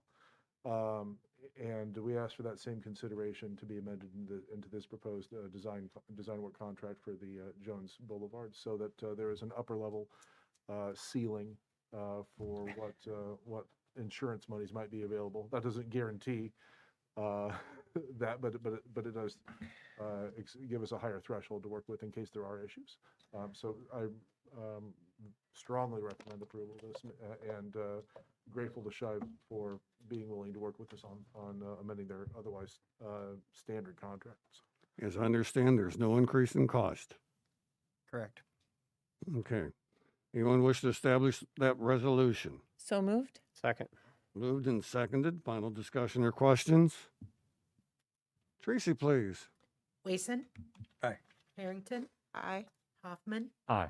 Smith, Aye. Pollock. Aye. That resolution passes 5 affirmative, none opposed.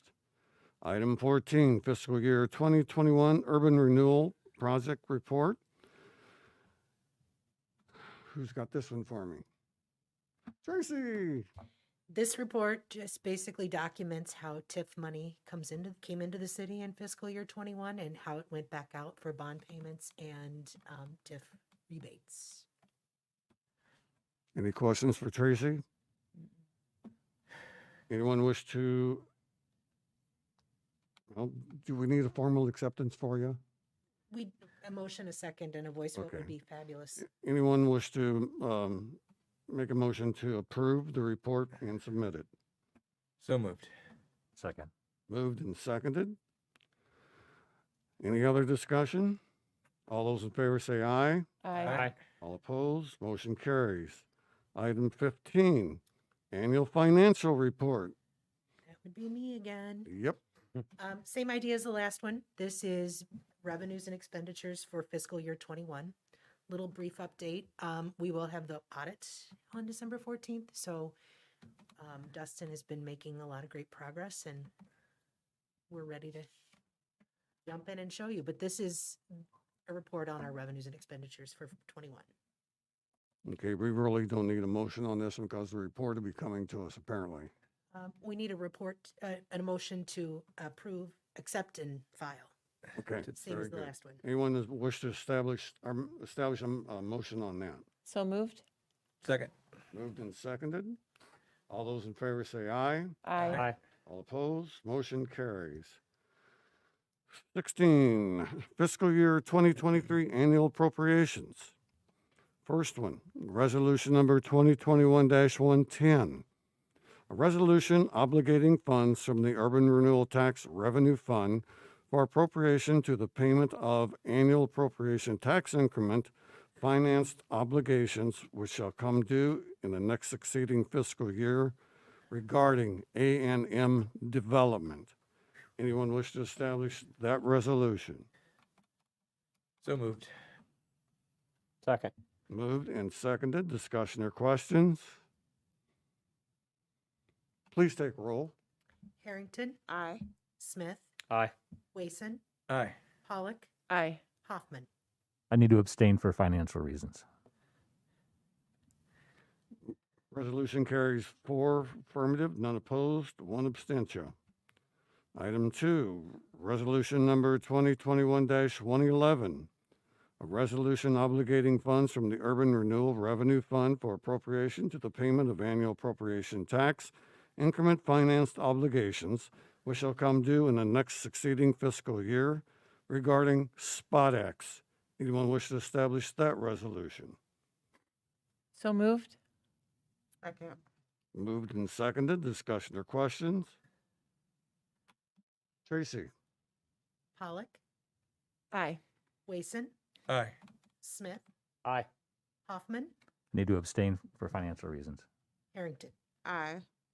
Resolution passes 4 affirmative, none opposed, 1 abstention. Resolution number 2021-111. Resolution obligating funds from the Urban Renewal Tax Revenue Fund for appropriation to the payment of annual appropriation tax increment financed obligations, which shall come due in the next succeeding year, regarding Corder Media Properties, LLC. Anyone wish to establish that resolution? So moved. Moved and seconded. Discussion or questions? Tracy, please. Smith, Aye. Pollock, Aye. Wason, Aye. Harrington, Aye. Hoffman, Need to abstain for this one as well, please. Financial reasons. Vote passes 4 affirmative, none opposed, 1 abstention. Item 17, fiscal year 23 urban renewal draw. Who has this one for me? I'll take this one. This is a report that Tracy completes, obviously. You do that already. But that certifies the amount of TIF revenue we'll need for FY '23 to pay those debts and annual appropriations. The one note I would make here is that we're certifying or claiming 490,000 less than last year. So we'll see a nice shift from our TIF value to the general fund value. So that should be a positive when we start looking at those values. And what do you need, just a straight motion? Yes. So you've heard the request. Anyone wish to establish a motion on the urban renewal draw? So moved. Second. Moved and seconded. All those in favor say aye. Aye. All opposed, motion carries. Dubuque Street Phase 1 project.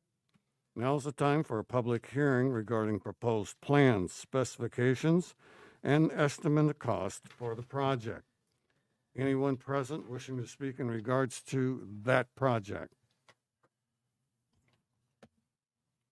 Anyone present wishing to speak in regards to that project? Any communications from outside on this? and were received. Called the public hearing to a close. We have resolution number 2021-112. A resolution finally approving and confirming plans, specifications, and estimate of cost for the Dubuque Street Phase 1 project. Anyone wish to establish that resolution? So moved. Second? Moved and seconded. Discussion or questions? So I appreciated all the renderings. It really was very helpful. Tracy, take roll. Pollock, Aye. Wason, Aye. Smith, Aye. Harrington, Aye. Hoffman. Aye. Resolution passes 5 affirmative, none opposed. 19, Housing Rehabilitation Grant. Want to give the overview on this one? As you might remember, Tracy Achenbach was here earlier when we applied for these funds. We received money to assist 5 identified properties. So we have people that applied and have been basically pre-qualified.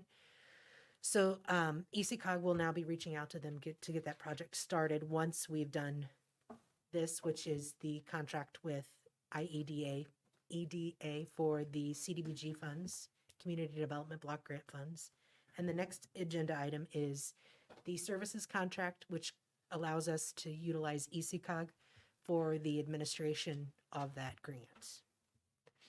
So we do everything from construction, administration, to income qualification, all of the administration, reporting. And the amount of the grant was? 207,000? Anyone wish to establish the resolution 2021-113? A resolution approving community development block grant program contract between the City of North Liberty and the Iowa Economic Development Authority. So moved. Second. Moved and seconded. Discussion or questions? Tracy, do they ever, and maybe it's not legal to do so, are they able to supply like before and after photos or some sort of reporting back to council when the projects are done? So back when I used to administer these grants, we did before and after pictures on a regular basis. That's a reporting tool that IEDA will request as well. So Okay. it's a good tool to have. Cool. So who did the grant? Tracy Achenbach. Okay, okay. Please pass along a thank you from Sure us to her. Anything else? Tracy, take roll. Smith, Aye. Wason, Aye. Harrington, Aye. Hoffman, Aye. Pollock. Aye. Resolution passes 5 affirmative, none opposed. Resolution number 2, 2021-114, a resolution approving the Community Development Block Grant Services Contract between the City of North Liberty and the East Central Iowa Council of Governments. Anyone wish to establish that resolution? So moved. Second. Moved and seconded. Discussion or questions? Tracy, please. Pollock, Aye. Harrington, Aye. Smith, Aye. Wason, Aye. Hoffman. Aye. Resolution passes 5 affirmative, none opposed. Assessment resolution. This is 2021-115, a resolution assessing delinquent amounts owed to the City of North Liberty, Iowa, to individual property taxes. Anyone wish to establish that resolution? So move. Second. Moved and seconded. Discussion or questions? Tracy, please. Smith, Aye. Harrington, Aye. Hoffman, Aye. Pollock, Aye. Wason. Aye. Resolution passes 5 affirmative, none opposed. 21, GO Loan Agreement. This is resolution number 2021-116. A resolution setting the date for a public hearing on proposal to enter into a general obligation swimming pool loan agreement and to borrow money thereunder in a principal amount not to exceed $95,000. Anyone wish to establish that resolution? So moved. Second. Moved and seconded. Discussion or questions? Tracy, please. Harrington, Aye. Pollock, Aye. Smith, Aye. Wason, Aye. Hoffman. Aye. That resolution passes 5 affirmative, none opposed. Item 22, Commercial Drive Extension Project, resolution number 2021-117. A resolution to proceed with a public improvement on the Commercial Drive Extension Project. Anyone wish to establish that resolution? So move. Second. Moved and seconded. Discussion or questions? Brian, have initial conversations been had by property owner? Do we know where we stand? Yeah, yes, we do. It's actually in a trust, I believe. I might let Grant answer that a little bit in a little bit more detail. Yeah, it's in an estate. The owner has passed, and the property is now being handled, passed on to the heirs of that estate. So we have been in contact with the legatee as well as the attorneys that are representing the estate. They're aware of the city's of staff's interest in potentially pursuing that property, the acquisition of that property for a street project. And before we can have any conversation at all on that, we need to know whether this is something we're talking about. Then we would have to figure out what it's worth. The next step, not this resolution, A next step would involve having a property appraised so that we can then identify what the fair market value would be to offer for that property. And so there would be a second resolution that would establish just compensation. This resolution provides the bare minimum for starting an eminent domain project so that we would be allowed to proceed regardless of whether the property owner is interested in parting with it or not, right? The property is currently not developed. It might be developed in the future, and as we know, if we buying developed property for stuff like this is far, far more expensive than buying bare ground, right? Orders of magnitude more expensive. And so the timing of this represents the lowest cost that the city is likely to have if the city wants to move forward with it. I'd leave that decision to you, but if you were going to do it, now would be the time to do it for the lowest cost. With the understanding that it would be more likely to be developed in the future by the new owners and all that entails. So, How did this come into view for us? What sparked the interest? This has been a project we've talked about off and on for the better part of a decade. Chris and Brian probably remember those conversations. Maybe Annie remembers us too. And I don't remember how we came about knowing that the property was about to change hands, but do you remember, did we? Russ Neck asked me about it, past that. Yeah. Just more for relief on the post office traffic? Post office as well as the apartments back Yeah, there. secondary access, so you don't have to use Rancho. Okay, You don't have to turn left to get out. yeah. So Okay. it was actually stubbed there with that green subdivision for this potential in the future when that subdivision was designed. Thank you. Yeah, so I think my understanding, and I'm not the planning director, but my understanding is that this parcel represents kind of a low-hanging fruit for potential future development and as a street project. But I don't believe it's in the SIP budget. I don't, this is just in order to be able to do it. This does not commit the city to doing anything. Correct. Ready to vote? Tracy? Wason, Aye. Harrington, Aye. Smith, Aye. Pollock, Aye. Hoffman. Resolution passes 5 affirmative, none opposed. Cedar Street Parking, Resolution number 2021-118.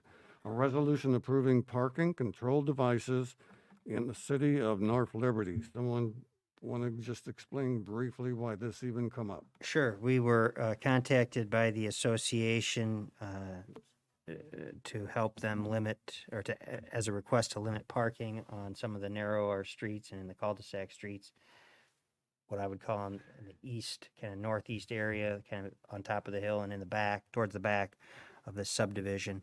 So we're working with the HOA president there, and you saw the comments in your packet. We asked for help getting some of this information. I believe we have someone here from the association who has patiently sat through this entire meeting. Thank you. And so I don't know if, Mayor, you want him to say anything, or if there's anything you.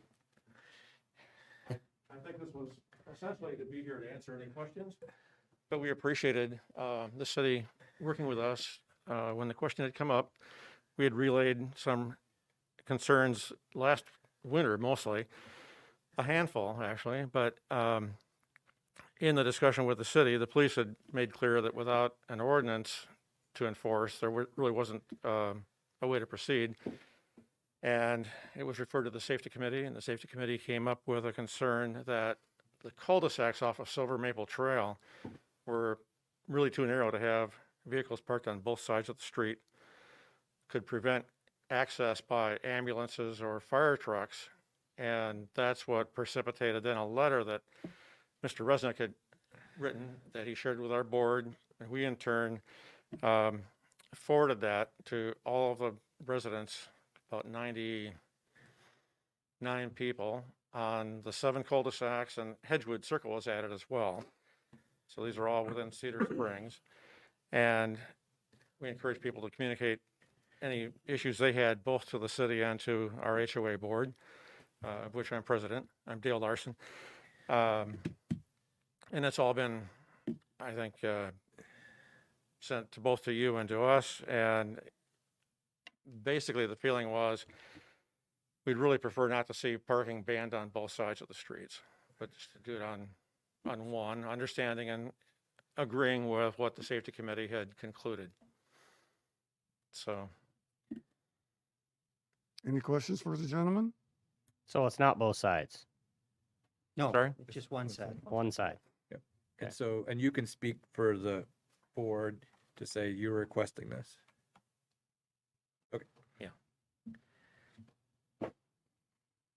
Okay, thank you, sir, and thank Okay, you for thank your you. patience. Patient man in town. Thank you.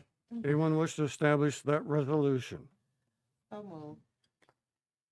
Second. Moved and seconded. Final discussion or questions?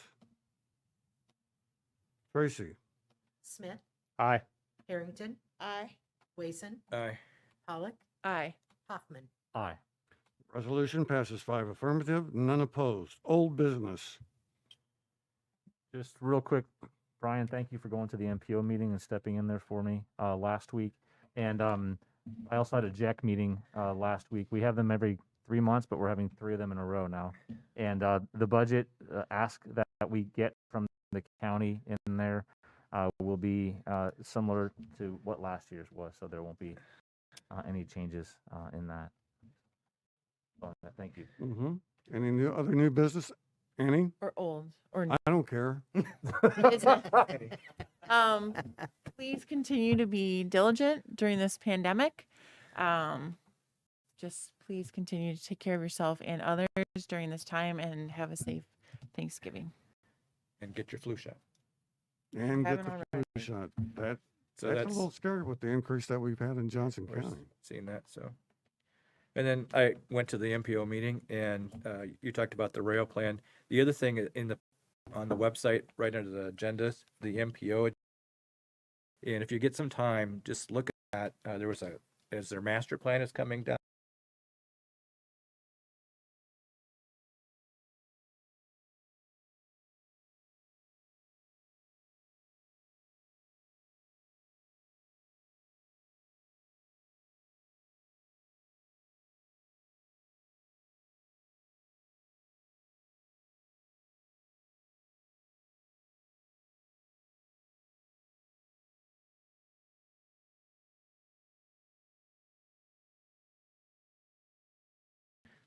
Any other old or new business? Going once, twice, we're adjourned. Thank you. And we'll